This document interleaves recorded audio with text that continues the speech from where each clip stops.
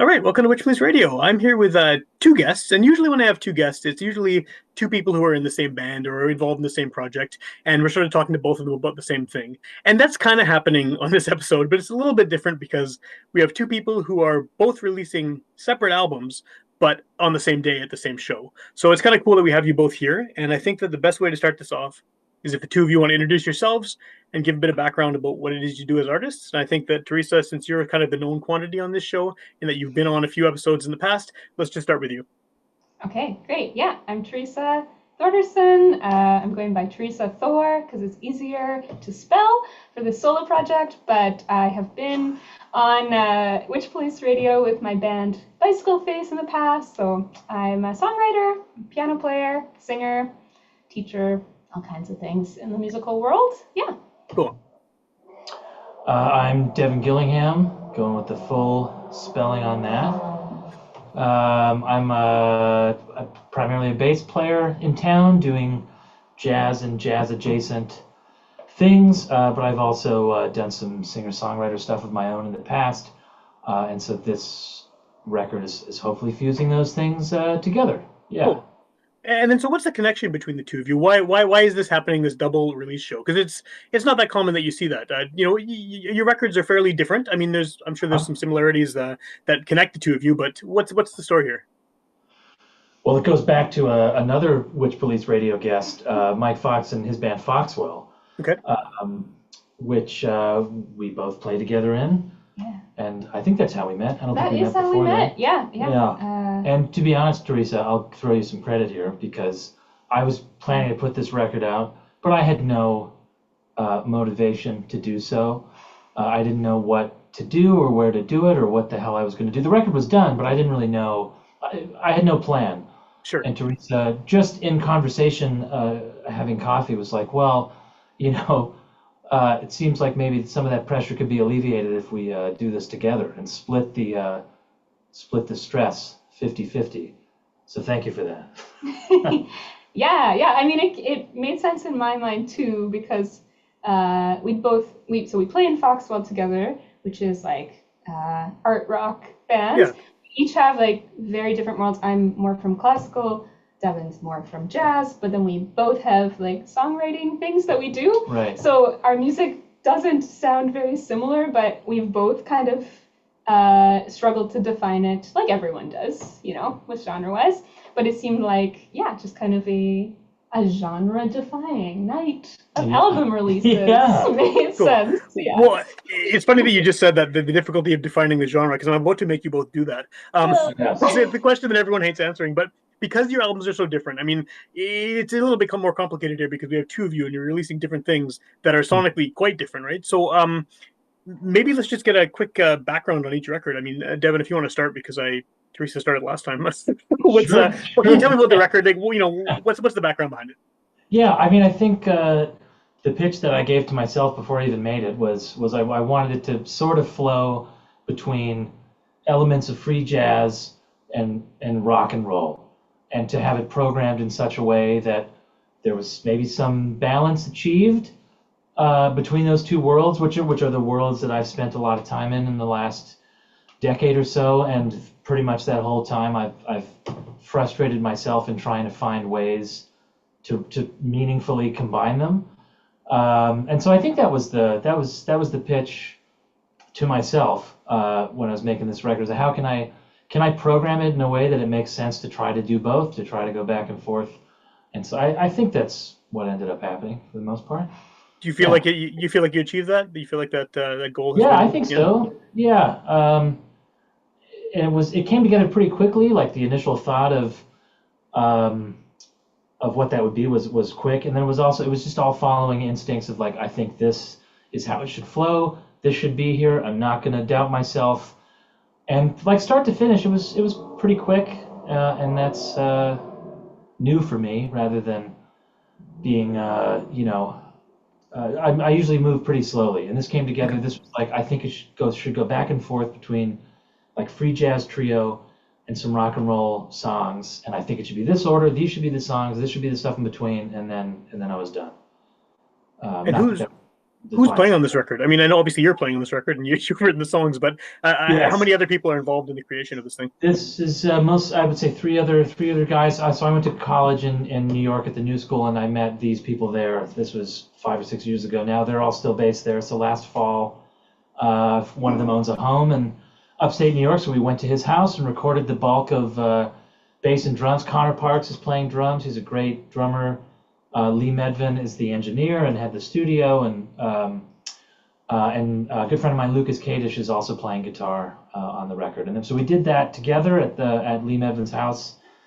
And then I came back to Winnipeg and tracked some additional things at Exchange District Studios on my own. But Okay, yeah, cool. So it's like a international international production. an international recording project. Yes. Cool, cool. And I do want to get more into that, but one of the Sure. things that just stood out to me kind of on first listen was I think it was the second or third track that is just super abrasive and grungy and like Right. that I think that's what you're talking about with having that rock side of things, in addition to the sort of the more jazzier tracks on there. That where does that come from? Like, what kind of stuff are you listening to that kind of influences that much heavier, much crunchier kind of sound?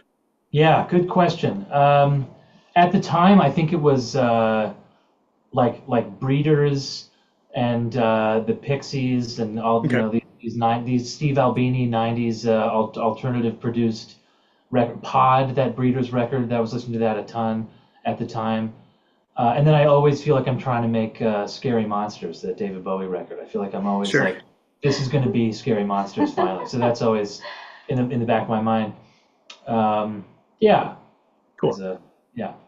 Those are good reference points. I think. I think trying to accomplish scary monsters, it's a good goal to have. Well, It's and it probably also a very sort of difficult one, but yeah, it gives you free reign. Like, well, that okay. So the record could be anything. Is that what you're saying? Yes, that's what I'm saying. Yeah. So then that kind of excuses any further expectations or something. Yeah. cool, cool. And then going over to Teresa, your record. I mean, you don't necessarily have that same kind of noisy sound on the stuff that you do, with Bicycle Face as a solo artist, with any of that. What's the story behind your record? What's the background? Where are these songs coming from? Yeah, I guess so in the last 5 years, I've like committed to a very regular songwriting practice. Like I was part of some songwriting challenges online, and I ended up just, for better or worse, ending up with a ton of songs, like so many, and they were just piling up all around me, and I didn't know what to do with them. And a lot of them didn't fit in the Bicycle Face world. Okay, Like I wrote quite a few of them at the piano, and most of the songs on this record are songs I wrote that have been really hard for me to imagine not at the piano. Like they just need that piano sound, and it's hard to do that in this world. There aren't a lot of venues with pianos. Like if you just want acoustic piano sound, it's a sure. little hard to commit to it. But I felt like just for this EP, like committing to that, kind of creating this dreamy piano record would work out. So I kind of took what I felt were my strongest songs in that world that fit together, and then some other threads kind of appeared. Like there are a lot of literary references. To be honest, that was like after the fact. I was like, oh, these are all my nerdiest songs. Okay, great. And then I had some synthesizer on the album that originated at a little residency I did at No Fun Club with Riley. Oh, cool, cool, Riley cool. Hill. And so that was the very first thing that was recorded. And actually, the same thing, it was just like a one-off kind of just full performed synthesizer piece. We recorded that like 2021, and we kept it. And I returned to No Fun Club, and I recorded the rest of the record with Riley. I added some clarinet from my Oh, friend wow, Chris cool. Freeman, and my partner John Himes added some classical guitar as well. So yeah, Cool. that's the sound world. Is the length of time between when you first started to now, is that pandemic related, or is that just sort of the way life worked out? Oh, everything is pandemic Yeah. related. Yeah. Like, I mean, I think that residency even was just delayed and delayed because of like pandemic related things. We were like very masked when we were first doing Sure. it, the end of the record, which was earlier this year. Um, But I think also just putting out things by yourself is a lot harder than with someone else. So that's also part of my selfish reason for being like, Devon, we should do this. Because actually, I was like, how am I supposed to do this record? I have this thing. So I'm so used to working in a duo with Ava. Yeah. And we very naturally are just like, if one of us gets tired, the other person's like, okay, we gotta keep going.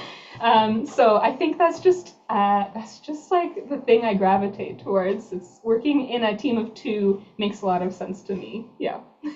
How you mentioned sort of right off the bat there that these are songs that didn't fit Bicycle Face, and I definitely am more. I mean, I've heard your previous EP, but I'm more familiar with your Bicycle Face stuff for sure. What I guess what is it about these songs that isn't Bicycle Face? Like, why didn't they work with your? You just finished saying that you feel more comfortable in a duo setting. Why did these songs not work in that setting, and why do they work as solo songs? Yeah, I mean, a lot of it is just setting, like the venues that I imagined these being in. Like, Bicycle Face plays and has played in a lot of bars and things. Sure. And I wrote these like kind of more, I guess, kind of sadder, softer songs that just didn't quite feel like they fit in the very eclectic world of Bicycle Face, where there's, we have a range of emotions in our Bicycle Face songs, but I think there's kind of a theatrical quality to Bicycle Face. Yeah, there's whimsy. It's whimsical. Yeah, there's a lot of whimsicalness, and we have joked about that we're going to release an album called 13 Sad Little Songs coming up, so watch out for that. Maybe we're in our sad girl era.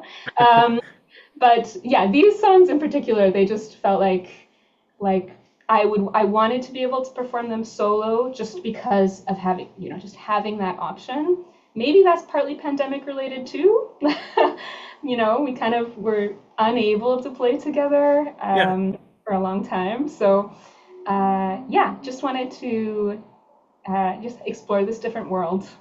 Cool. But I think the lyrics are also just a little more flowery, a little more poetic. Like, it's just a different. When you're writing a lot of songs, you get desperate and you try different things. And this was kind of they're really desperate, these songs. No, I'm just kidding. The desperate EP, desperation EP. Yeah. Both very desperate records coming out. Yes, that's right. So we've sort of established, why you're doing the show together, the desperation, the main reason. But Yes. Who's going to come to the show? I mean, because these are very different records, and you obviously play together, and that helps to sort of bring in people who are in sort of the Venn diagram of all of your projects. But I mean, who's the show for? I guess is the best way to ask that question. Our friends and family. Friends and family. Is this a good time to? This is also sort of a going away show for me. Okay. So how about that aspect of the marketing? This is anyone who's ever thought, I should see something like that guy's doing, and then didn't come to see it. That has to come to this show. That's who's coming. People who owe me. Right. I'm just kidding, Sam. I'm about to move out of Winnipeg, so this is also a show for that reason. Sorry, I guess I didn't need to say that, but that's a tough question. Who's going to come to the show? Fucking, I hope somebody, man. Jesus Christ. I was talking to somebody the other day, a friend of mine the other day, that was like, I don't know what people are necessarily going to expect, but I hope that, I was saying this to you, I hope that whatever it is that we present is good enough or exists at such a level that you're not worried about what you were expecting. I think that's maybe the goal.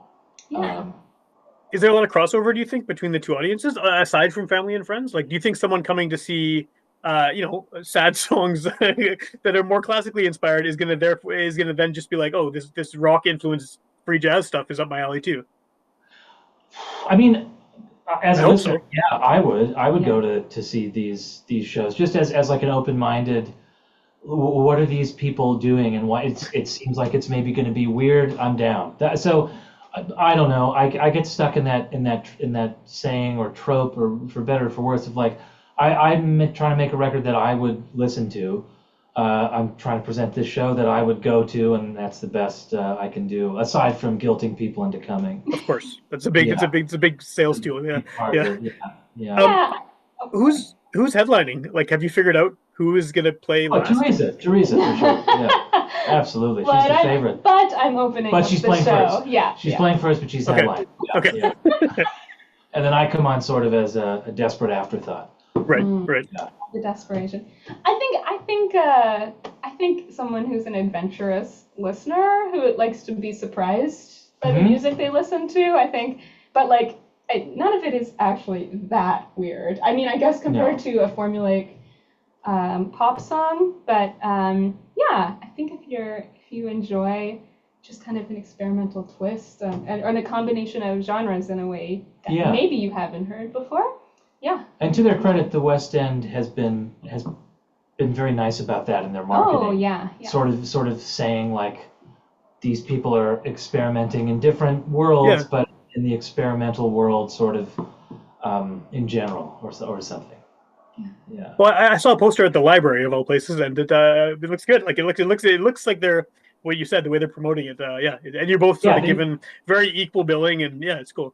They seem to be down. Yeah. They were down right from the beginning. So that's they've been cool. really great, and I feel very lucky to be playing there because totally. Not only because it's one of the only venues in the city with a piano. So like for a piano album, it's a pretty great option. But also they're really great to work with. It's such a great sounding room. They always have. I played there a few times. Great sound and it's like a nice intimacy too. For sure. Yeah.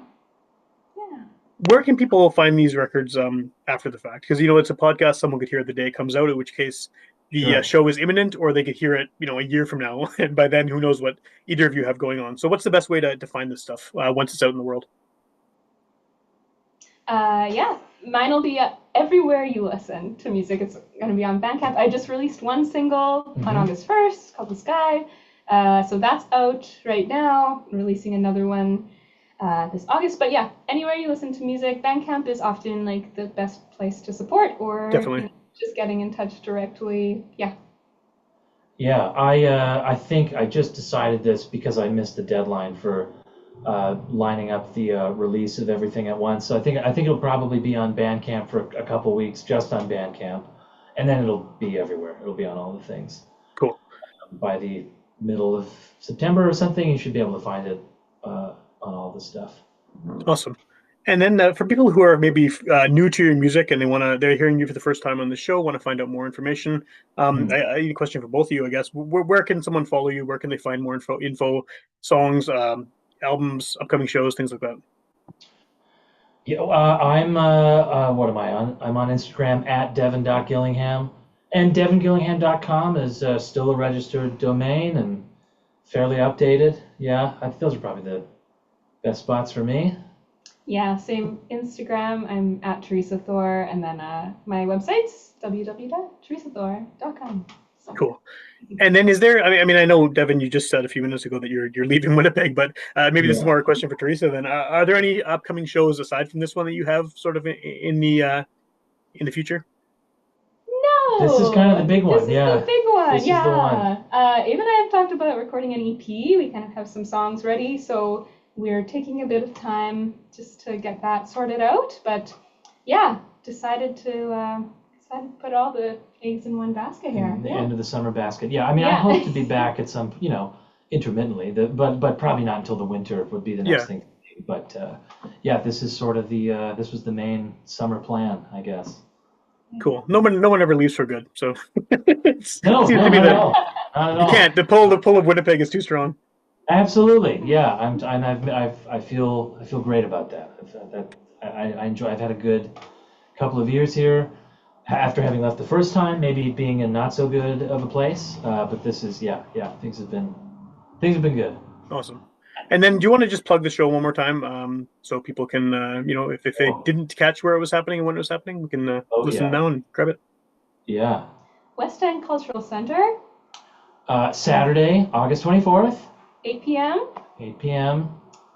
That's all you need to know. It's $15 in advance, $20 at the door. Right. Yeah. And awesome. we some merch and stuff? Oh yeah, I'll have some Yeah. shirts. I would Yeah. make some shirts. As soon as Right on. we're done here, I'm gonna go back to painting shirts. So. Oh, you're doing them by hand. No, I'm not. Sorry. It's exciting for a minute now. On a machine. Yeah. Awesome, awesome.